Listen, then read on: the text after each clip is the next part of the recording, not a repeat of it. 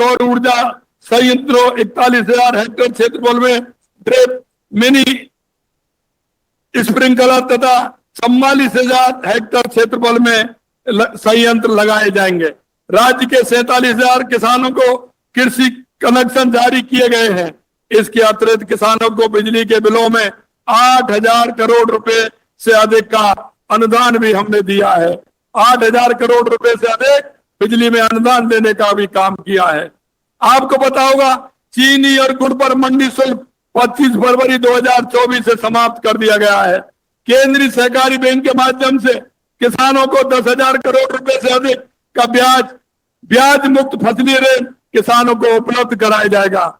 राज्य में 100 नई पैक्स का गठन एवं 51 महिला बहुउद्देशीय सहकारी समितियों का पंजीकरण किया गया है।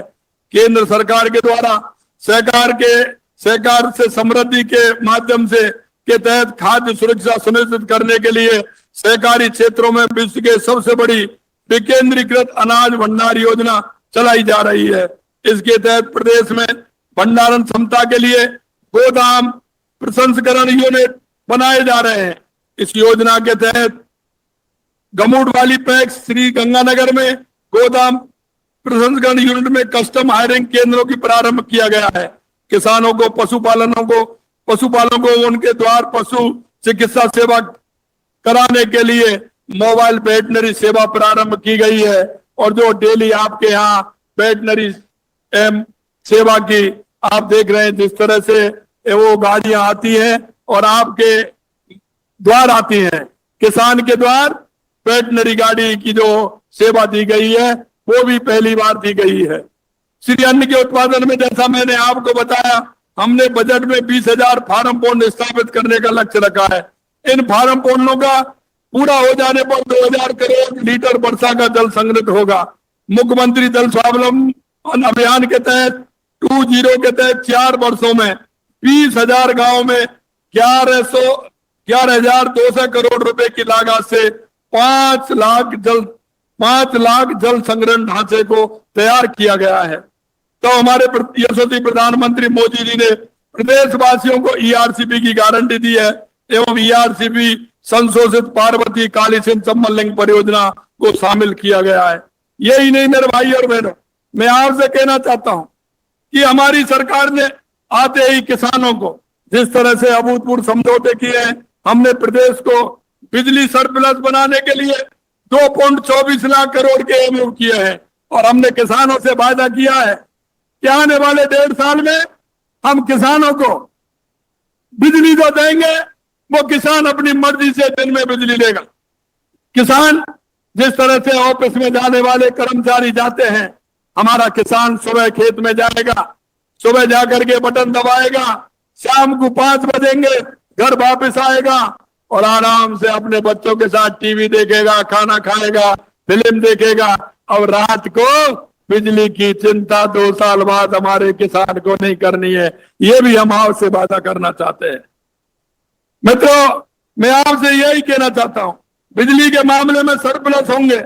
मेरे प्रदेश के किसानों को दिन में बिजली मिलेगी और किसान को दिन में बिजली मिलेगी तो किसान हमारा रात को अपने परिवार के साथ रह सकेगा। यही नहीं मेरे भाई और बहनों, साथ ही राजस्थान में हमारे किसान भाइयों द्वारा उगाए जाने वाले क्षेत्र में विशेष उत्पादन जीआई टैग दिलवाने में भी सक्रिय भूमिका का निर्माण किया जाएगा ताकि हमारे प्रदेश के किसानों को पहुंच अंतरराष्ट्रीय बाजार तक हो सके।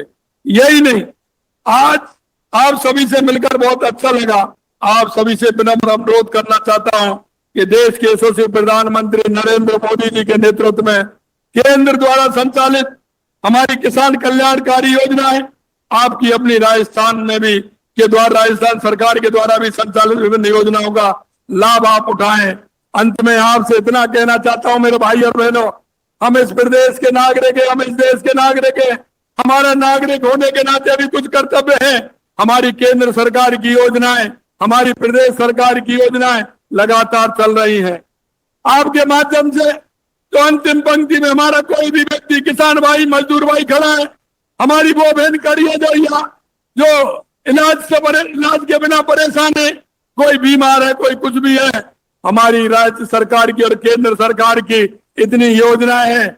आपसे भी मैं अनुरोध करना चाहता हूं, आप इस प्रदेश के देश के नागरिक हैं कि आपको भी अपने पड़ोस में, अपने मोहल्ले में, अपने गांव में ऐसा अगर कोई व्यक्ति दिखता है जिसको योजनाओं के लाभ से उसका जीवन ऊपर उठ सकता है, उसके उन योजनाओं से उनका लाभ मिल सकता है, तो उन व्यक्तियों को लाभ दिलाने का काम करें, उन योजनाओं को उनके द्वारा पहुंचाने का काम करें।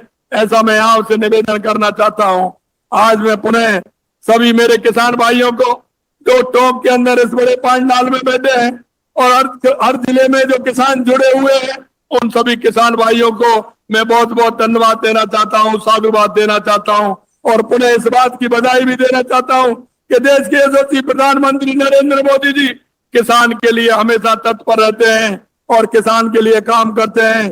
आपने देखा होगा, सबसे पहले जब कार्यालय में गए थे तो सबसे पहले किसान सम्मान निधि पर देश के यशस्वी प्रधानमंत्री नरेंद्र मोदी जी ने साइन किए थे।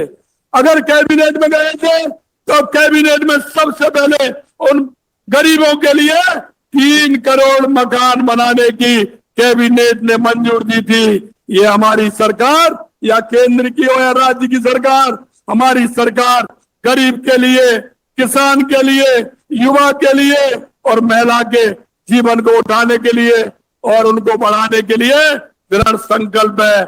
आज आप इतनी बड़ी संख्या में आप सभी लोग जिलों से भी जुड़े और यहाँ भी आए, मैं दिल की गहराइयों से हमारे सरकार की तरफ से आपके बीच में हमारे सरकार के सभी मंत्रीगण आए, उनकी तरफ से मैं आपको बहुत बहुत धन्यवाद और साधुवाद देना चाहता हूं कि आप इतनी बड़ी संख्या में आए।